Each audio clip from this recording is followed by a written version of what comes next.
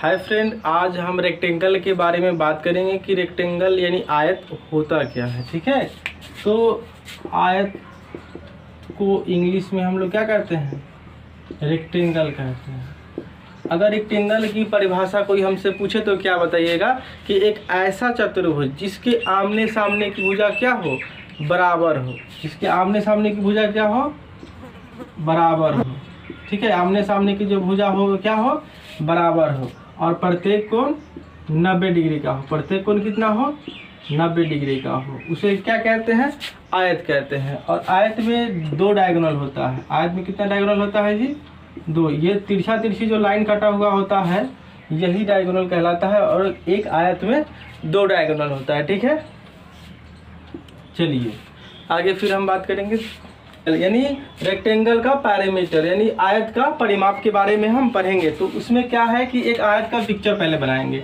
एक पिक्चर आयत का बना देंगे। ठीक है, अब इसमें आपसे कहा जाएगा कि पैरामीटर किसको कहते हैं। तो सपोज आप सोचिए कि एक जो तार होता है, तार को ही यहाँ से शुरू किया गया और यहाँ से यहाँ मोड़ दिया गया, फिर यहाँ से यहाँ मोड़ दिया गया, फिर यहाँ से यहाँ मोड़ दिया गया, फिर यहाँ से यहाँ मोड़कर एक फिगर बना दिया गया और इसका नाम दिया गया कि ये क्या है? ये आयत है। अब इसका परिमाप बताइए। कहने का मतलब इसकी जो लंबाई है, पूरा टोटल लेंथ ऑफ रेक्टेंगल। ठीक है, कौन है भाई?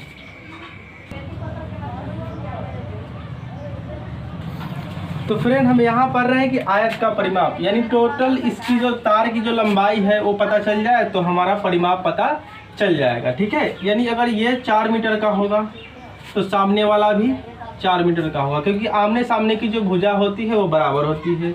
अगर ये 2 मीटर का है तो इसके सामने वाला भी 2 मीटर का होगा। ठीक है, अब यहाँ पे क्या करेंगे, जब हमसे परिमाप पूछा जाएगा, क्या पूछा जाएगा? परिमाप पूछा जाएगा। तो अगर डायरेक्ट बताना हो तो क्या करेंगे? 4 4 8 और 2 10 और 2 12 मीटर हमारा क्या हो जाएगा? परिमाप। ये डायरेक्ट हो गया। 4 4 8 और 2 10 और 2 12 मीटर इसका क्या होगा? परिमाप होगा। यानी इस तार की जो लंबाई होगी वो 12 मीटर का तार होगा। और हमें परिमाप तो वही होता है, टोटल लेंथ। ठीक है, परिमाप होता है। इतना समझ गए? अब इसको एक फॉर्मूला के माध्यम से क्या करेंगे, हम आपको बताएंगे। ठीक है,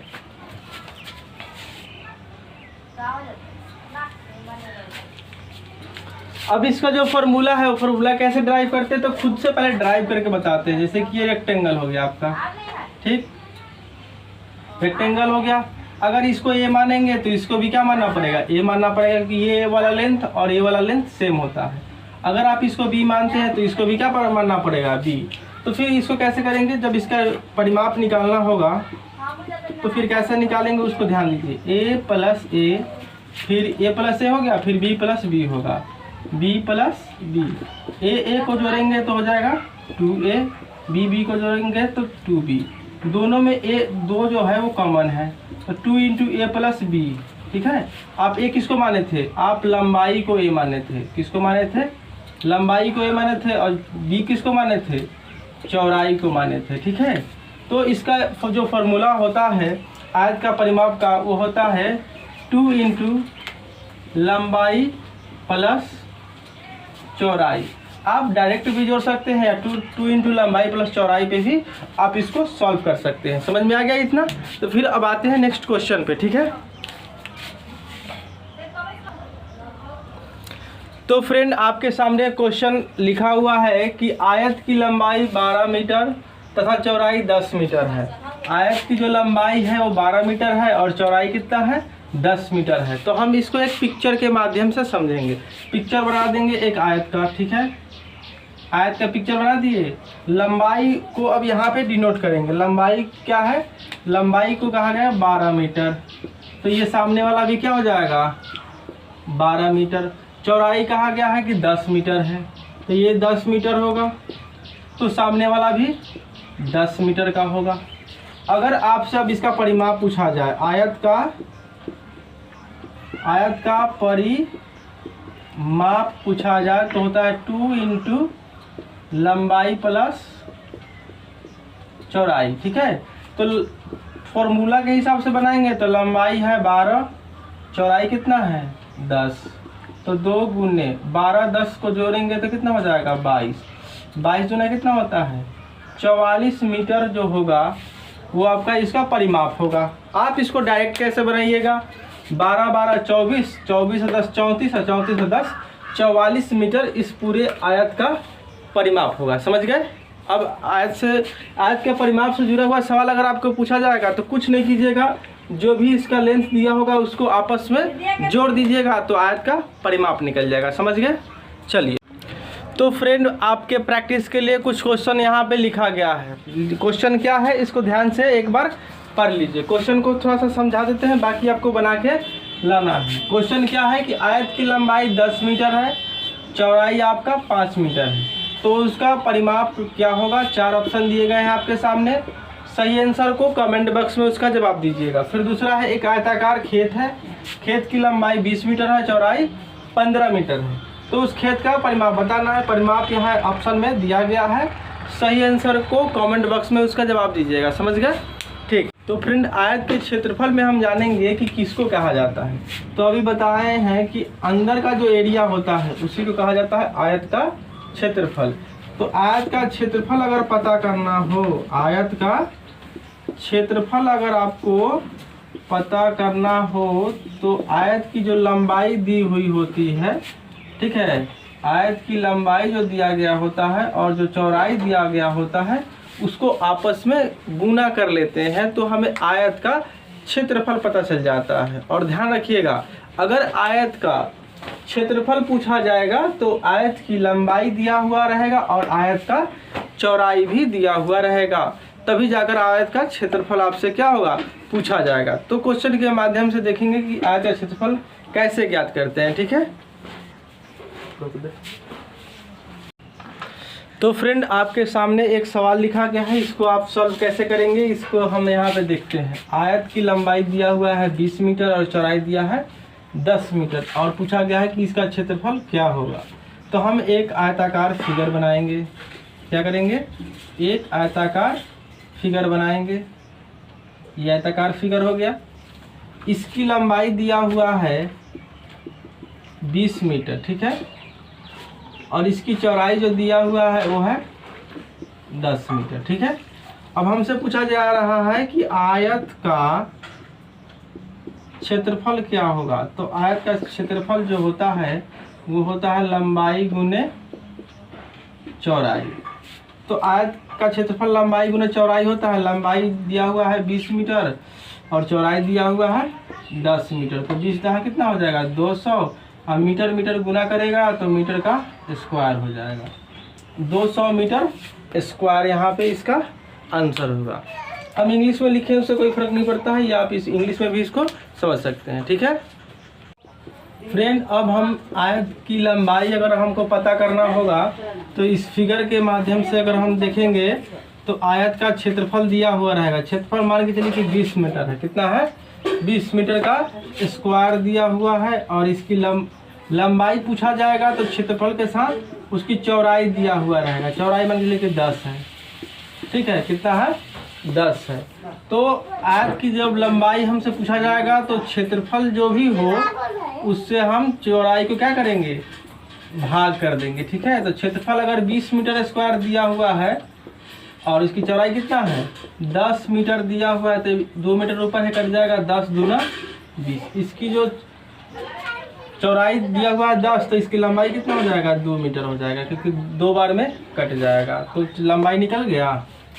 और इसमें अगर हमें क्या दिया होगा, अगर इसमें क्षेत्रफल के साथ, ठीक है, क्षेत्रफल अगर 30 मीटर है और इसकी लंबाई अगर 5 मीटर है, कितना मीटर है 5 मीटर है, तो क्षेत्रफल को अगर लंबाई से भाग देंगे तो जो आएगा वो हो जाएगा चौड़ाई। तो चौड़ाई कितना हो जाएगा 6 मीटर। यानी इसमें ध्यान ये देना होगा कि क्षेत्रफल जो भी दिया हो उसके साथ अगर लंबाई दिया रहेगा तो चौड़ाई पूछेगा, अगर क्षेत्रफल के साथ चौड़ाई दिया हुआ रहेगा तो आपसे लंबाई पूछेगा। तो इसमें आसान तरीका क्या है कि क्षेत्रफल को आप ऊपर रख दीजिएगा और अगर चौड़ाई पूछेगा तो लंबाई से उसको भाग कर दीजिएगा। अगर लंबाई पूछेगा तो चौड़ाई से भाग कर दीजिएगा, चौड़ाई पूछेगा तो लंबाई से भाग कर दीजिएगा।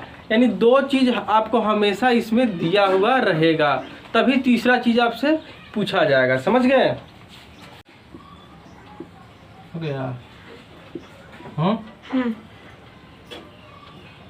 फ्रेंड यहाँ क्वेश्चन है कि एक आयत की लंबाई जो है वो 100 मीटर है और उसका क्षेत्रफल 400 मीटर स्क्वायर है।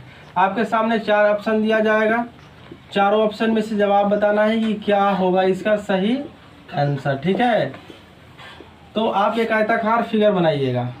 ठीक, उसमें कहा जा रहा है कि इसका जो क्षेत्रफल है वो 400 है। कितना है? क्षेत्रफल 400 है, उसकी लंबाई है 100 मीटर। कितना है? 100 मीटर। तो हम सिंपल से बताए हैं कि अगर क्षेत्रफल के साथ लंबाई दिया होगा तो क्षेत्रफल को आप क्या कीजिएगा, लंबाई से भाग दीजिएगा, जो कट के आएगा वो आपका चौड़ाई हो जाएगा। तो चौड़ाई इसका कितना होगा? 4 मीटर हो जाएगा। और यहाँ पे इसका सही आंसर क्या होगा? ये होगा। इस प्रकार आप जब बुक को उठाइएगा बनाने के लिए तो उसमें ऐसे ही दिया रहेगा, क्षेत्रफल के साथ लंबाई दिया रहेगा या तो क्षेत्रफल के साथ चौड़ाई दिया रहेगा। तो आपसे एक दिया रहेगा तो बाकी गायब रहेगा, आपको बताना होगा क्या होगा इसका सही आंसर। ठीक है, यहाँ पे आयत का विकर्ण डायगोनल ऑफ रेक्टेंगल क्या होता है इसको जानेंगे। ठीक है, तो एक हम रेक्टेंगल इसके लिए बनाएंगे। ठीक है, और जब डायगोनल की बात होती है तो इस कोने से इस कोने को जो मिलाते हैं यही क्या होता है? डायगोनल होता है। तो एक डायगोनल हो गया, फिर इस कोने से इस कोने को जब हम मिलाएंगे, ठीक है, इस कोने से इस कोने को मिलाएंगे तो ये दूसरा डायगोनल हो गया। तो यहाँ पे टोटल क्या लिखेंगे? टोटल डायगोनल ऑफ रेक्टेंगल, यानी एक रेक्टेंगल में टोटल डायगोनल यानी विकर्ण जो होता है, अगर हम पूछेंगे तो इसका आंसर क्या होगा? 2। एक रेक्टेंगल में कितना डायगोनल होता है? तो 2 गो होता है। और 2 गो कौन होता है? तो एगो यहाँ से यहाँ वाला और एगो यहाँ से यहाँ वाला, ये 2 गो डायगोनल होता है। किस में? रेक्टेंगल, यानी हिंदी में इसको आयत कहते हैं। उसमें 2 डायगोनल होता है, इस चीज़ को ध्यान में रखिएगा। समझ गए? फिर आगे हम बात करते हैं डायगोनल का एक फॉर्मूला होता है ज्ञात करने का, उसके बारे में। ठीक है, अब हम बात करेंगे आयत का जो विकर्ण होता है वो क्या होता है, उसको हम पढ़ेंगे। ठीक है, यहाँ पे एक आयत का जो फिगर बनाते हैं, ठीक है, ये आयत हो गया।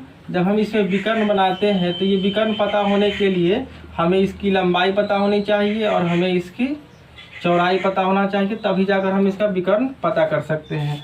सपोज इसमें से ये वाला जो हिस्सा हम काट के निकालेंगे तो एक समकोण त्रिभुज निकल के बाहर आएगा। ऐसे ये बाहर आएगा। और समकोण त्रिभुज में आप एक फॉर्मूला पढ़े होंगे कि जैसे यहाँ पे लिख देते हैं, आयत का विकर्ण बराबर होता है √अंडर लंबाई का स्क्वायर प्लस चौड़ाई का स्क्वायर। अगर इसमें लंबाई दिया हो 4 और चौड़ाई दिया हो 3 तो क्या हो जाएगा? 4 का स्क्वायर प्लस 3 का स्क्वायर। तो 4 का स्क्वायर कितना हो जाएगा? 16। 3 का स्क्वायर कितना हो जाएगा? 9। 16 9 कितना हो जाएगा? 25। और 25 का वर्गमूल होता है 5। यानी इस विकर्ण की लंबाई कितना हो जाएगा? 5 हो जाएगा। इस प्रकार एक प्रश्न आपके सामने रखेंगे, उस प्रश्न को आपको सॉल्व करना होगा। ठीक है, चलिए।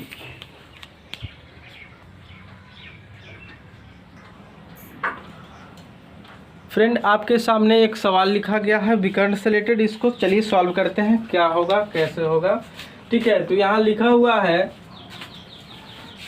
एक आयत है जिसकी लंबाई 12 मीटर है और उसकी चौड़ाई क्या है? 5 मीटर। तो एक फिगर बना देंगे उसकी अकॉर्डिंग। ठीक है, ये आयत का फिगर हो गया, इसकी लंबाई है 12 मीटर और इसकी जो चौड़ाई है वो 5 मीटर। आपसे पूछा जाए कि यहाँ से यहाँ तक की लंबाई क्या होगी, तो हम इसका फॉर्मूला भी जानते हैं।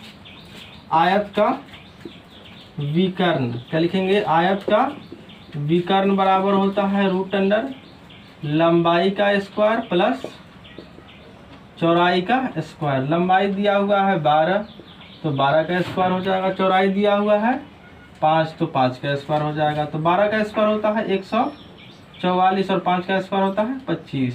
तो 44 25 को जोड़ेंगे तो होगा 169 और 169 का वर्गमूल होता है 13। यानी इस विकर्ण की लंबाई कितना हो जाएगा? 13 हो जाएगा। इस प्रकार आपसे प्रश्न पूछा जाएगा तो आप आसानी से इसको सॉल्व कर सकते हैं। ठीक है, तो चलिए तो हम बात करेंगे रोम्बस के बारे में। किसके बारे में?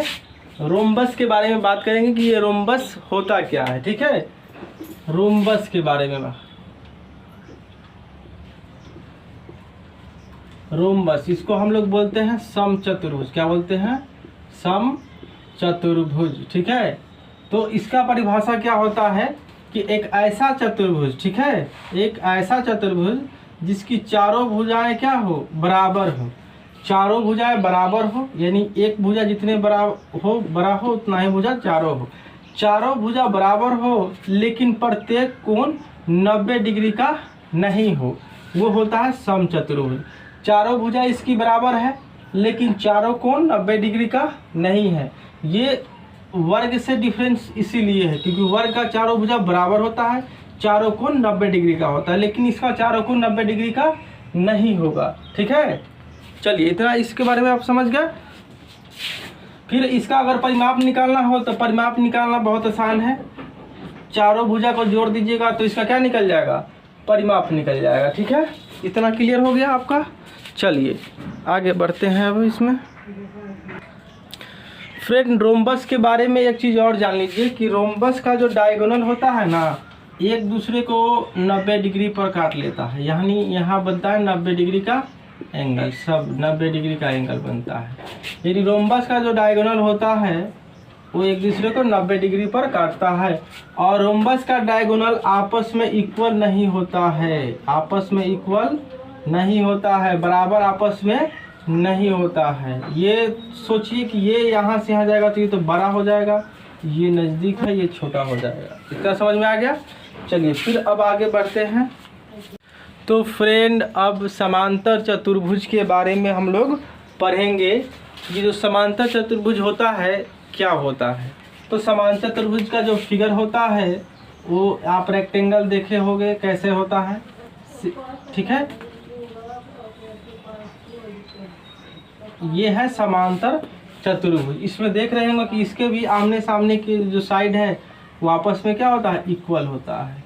आमने सामने के साइड क्या होते हैं? आपस में इक्वल होते हैं, लेकिन प्रत्येक कोण जो होता है वो 90 डिग्री का नहीं होता है। ठीक, फिर आगे इसमें और एक जानेंगे कि इसके डायगोनल जो होते हैं आपस में एक दूसरे को 90 डिग्री पर नहीं काटते हैं, 90 डिग्री के एंगल पे नहीं काटते हैं, और इसके जो डायगोनल का दोनों का लेंथ होता है वो आपस में इक्वल भी नहीं होता है, यानी इसकी जो लंबाई होती है आपस में बराबर नहीं होता है। तो आप पैरेललोग्राम यानी समांतर चतुर्भुज के बारे में जान गए होंगे कि उसकी क्या क्या खासियत है। ठीक है, कि इसमें भी चार कोण जो आज की तरह होता है, लेकिन चारों कोण इक्वल नहीं, आपस में इक्वल नहीं होता है, यानी 90 डिग्री का भी नहीं होता है।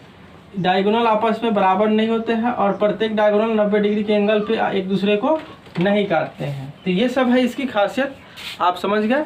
चलिए तो फिर आगे बढ़ते हैं।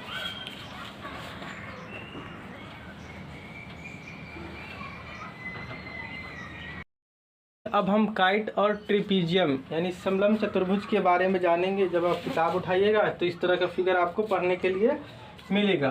तो दोनों का खासियत ये है कि इसमें दो साइड जो होते हैं वो पेयर में होते हैं। एक इतना जितना ये फैलेगा उतना ये फैलेगा, ये यहाँ से ये जितना फैलेगा उतना ये फैलेगा। लेकिन इसमें क्या होता है कि पेयर साइड जो होते हैं वो इक्वल होते हैं। पेयर साइड मतलब कि ये पेयर साइड है, ये दोनों क्या है? पेयर साइड है।